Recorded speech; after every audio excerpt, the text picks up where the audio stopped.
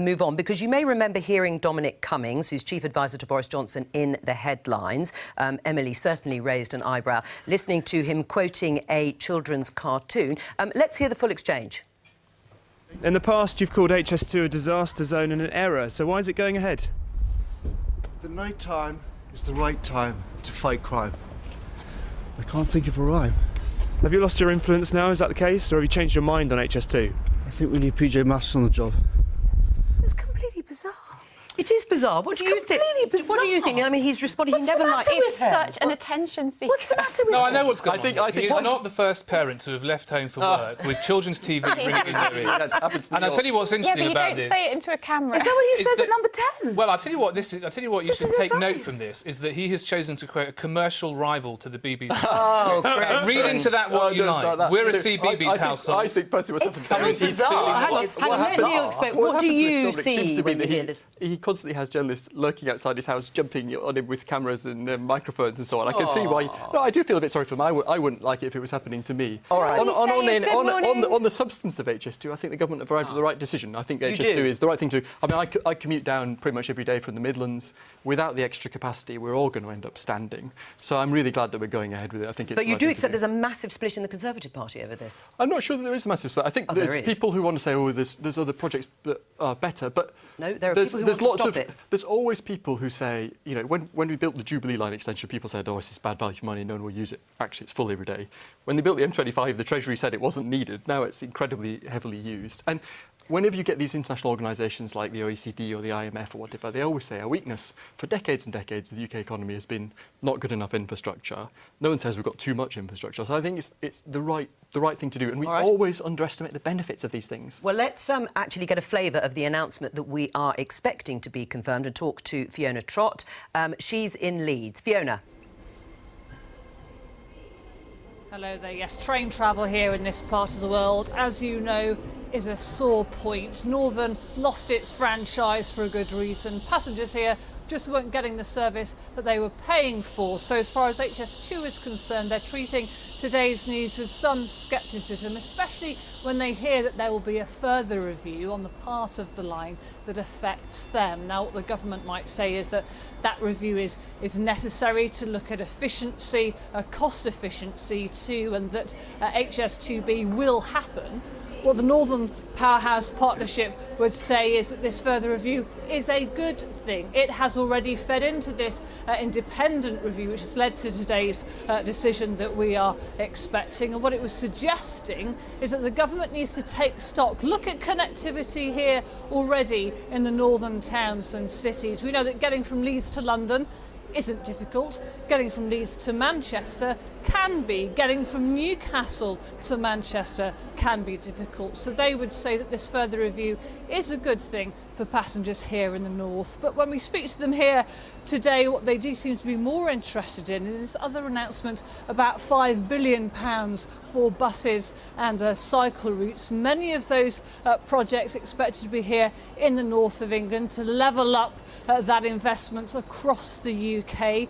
Details on simpler fares and routes expected later this year, of course. But today, as far as the HS2 news is concerned, some scepticism from passengers here. They simply want to get to their destination on time at a price they can afford, and that still seems a very long way off. Right, Fiona, thank you very much. Not too much to ask, surely. Christian, the costs have completely spiralled for the HS2 project. Is it out of control? Well, my view on HS2 is a bit like some former Remainers, not all of them, who now are accepting what's going to happen, and perhaps in that spirit would then try to make the best of it. I think it is a staggering amount of money. I think it was first proposed so many years ago and will come online so many years from now that if you were being honest and starting from scratch, and don't forget a huge amount of work and many billions have been spent on getting to this stage of the project, even as it awaits the final green light. If you were starting from scratch and starting from now, I don't think you would propose this. I do accept, I feel for the project's advocates because it's always been framed in terms of speed, 20 minutes off the run to Birmingham, etc. But it is about capacity. And I think that, as the chief executive of Network Rail observed, that if, like some of the project's critics, you insist that you could take the money and upgrade other rail lines, he has said that it would take 29 years of continuous weekend closures of those lines to achieve the same capacity upgrade. So there is a case for it, but it's certainly been badly made. Well, let's have a look at Nick McPherson's tweet. He's the former Treasury Permanent Secretary. He says, what will it take for our political elite to accept this vanity project is not value for money? Imagine how many sensible rail and road projects could be built with the money, including the tunnel under Stonehenge. Neil? Well, we used to tease Nick about how the Treasury had opposed all these different things that turn out to be completely necessary. It's all right for Nick. He lives in London. I mean, I have to commute up and down to the Midlands every day. We absolutely need this. And the alternative to building HS2, let's be clear, is if you try and patch up and do and mend with our existing lines, then we have to close all those lines to the north of the Midlands every weekend for the next 29 years. That's totally chaotic disruption. It's a mad thing to do. And the Treasury always say these things, oh, it's a waste of money. And then afterwards we think, why on earth didn't we do this sooner? If we'd started building HS2 when we finished the Channel Tunnel rail link, it'd be open now. So we've got to get on with it. The problem in this country is not that we have too much infrastructure, it's that we have too little. So this is the right decision. And there's always some carper and some naysayer. Nick is a very thoughtful man, but he's wrong on this. Emily? Well, I thought that the idea behind this was the Northern Powerhouse. I thought that the idea was to put infrastructure into the north of England. And I don't understand why it is, therefore, that we begin in London and work up to Birmingham and then seem to be running out of steam. I think that we should have started in the north of England and worked downwards. And wait a minute. And I also think that it was supposed to link into HS2, and we seem to have completely forgotten about HS2. You know, and in order to connect up the northern towns is really important because what happens is that we get one large city connected with another large city, but what we don't get is the smaller cities and the smaller towns connected with one another and connected to the larger cities. I don't necessarily disagree with that, but we are also doing East-West Rail in the Midlands and East-West Rail in the north on top of this. And it's not true it's running out of steam. They are doing the phase from London to Birmingham first because that's where the capacity crunch is going to hit first, so that has to be done first. But we are also doing the phase of it up into the East Midlands, up to Sheffield, up into the north as well. So it's not happening.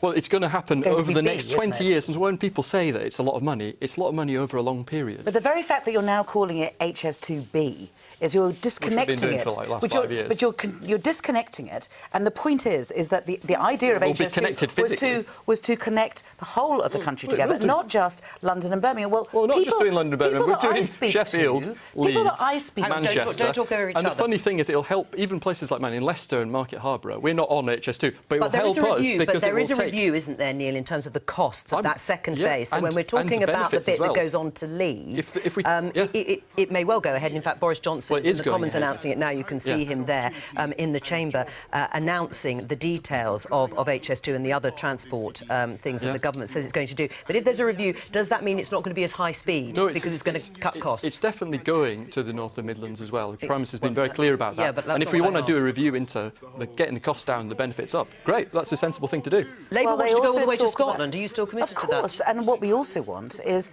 it's all very... I mean, I'm glad to hear they're putting some investment into buses. Clearly, we should be doing that. Yeah. But that investment is completely silent when it comes to ownership and who it is that's going to be making the decisions about where the buses should run. Because outside of London, you know, they're run by private companies. The private companies are the ones who decide when the buses run and where they go to. And local authorities really ought to have some input into this. And if they're going to invest all this money, then who is going to be making the decisions? I think unless Boris Johnson's very clear today that he's going to invest beyond the section to Birmingham, he's truly committed to the Leeds and the Manchester line, but it is the connections. And I know Sajid Javid said today, the Chancellor, he said, you know, we're going to do the Manchester to Leeds section, but it needs to be more than that. The whole point of it is Liverpool to Hull. Yes, exactly. That needs to be done. And I think if the government's really serious about levelling up, then they need to talk in much more concrete terms about HS2, Northern Powerhouse Rail, whatever you want to... And if they claim that they're going to be listening to people in the so-called Red Wall, then they really do need to be talking about HS2. Right. So I was involved in starting the whole Northern Powerhouse Rail project. And Labour had 13 years in power to do all this stuff, and you didn't do it. So it's a bit rich of you to start lecturing us now, saying, oh, you should have done this before. We were the ones who started work on all these things. I'm really proud of the work we're doing on East-West Rail in the Midlands, which will be a big benefit for places like Leicester, but also the I think they only had 2 years before they were voted out of government. But to get Neil, that stuff 13 off years, of isn't them. it? you mentioned, Kate, the levelling up agenda, which is this phrase Boris Johnson uses. The IPPR North, they've analysed the figures and they suggest that they're spending more than £3,600 per person in London on planned transport infrastructure, compared to around £500 per person in the North East and Yorkshire and the Humber. How is that levelling up? I actually think this is a massive problem. It's been going for a long time, and I'm the first person to say these imbalances in this particularly growth-enhancing spending are too big. So, for example, in social housing, we spend half the budget for that in London alone. For science, we spend half the budget in just Oxford, Cambridge and London. And too many of these types of spending that are really helpful for growth are too concentrated in London. That is my view. Can I just throw back at you the fact that you have been in power for 10 years? And London's excessively high public spending is converging down towards the national average. So, yes, we are doing something about it. The unfairness that you left behind, we are doing something about it. 10 years but, on? Well, it's going in the right direction from my point of view. It's no longer as unfair as it was. But with the thing on transport and trains, you just need to be a little bit careful, because London rail investment drives most of those figures, and actually it's used by people like me who are coming in from the East Midlands or from the East of England or from the South East. So actually those figures, you just got to be a bit careful about it. I'm very sympathetic to this rebalancing it's used point. by people from all over the world. But if you do it per capita, you're saying it's just for the benefit of London. Can I ask a wider people question, like me. though? Can I ask a wider, because so often in these big infrastructure projects, it seems as though you have people who sit around a table and they come up with figures, and those figures are never kept to. Now, is it that the people sitting around the table are incompetent? Or is it that they kind of all know that what we need is buy-in on a lower figure and that everybody around the table knows it's going to cost a lot more? Does this happen in other countries, or is it just in Britain? HS2 will be the biggest infrastructure project in Europe, and so I'm sure anyone that was devising such a scheme would find their costs inflate. Not least the project gets delayed. I mean, consider also this is going to involve demolishing about 1,000 private homes. It's going to involve demolishing and therefore compensating for the vast areas of woodland and agricultural land. So there's so many costs. Even the most recent cost is at 2015 prices. So that's why they put the sort of £106 billion likely ceiling. But they knew about that when they had the plan. So why is it that it's now just so much more than it was originally? And that's what I want to know. Is it incompetence, or is it? And do other countries have this? It's also about choices we've made. We've decided to put more of it in tunnels to protect bits of important nature, and so that's one of the reasons it's expensive. But we also get the benefits of these things wrong. When we introduced the intercity trains, 1/3 more people use them than we expected, and so the idea that we can forecast exactly the benefits of what this thing are going to be in the year 2040. I think we always underestimate the need for investment in infrastructure in this country. We always think we can just patch up. Not long to wait, 2040 when it's completed. And that's the argument for getting on with it now. All right, we're going to move on. Leave HS2.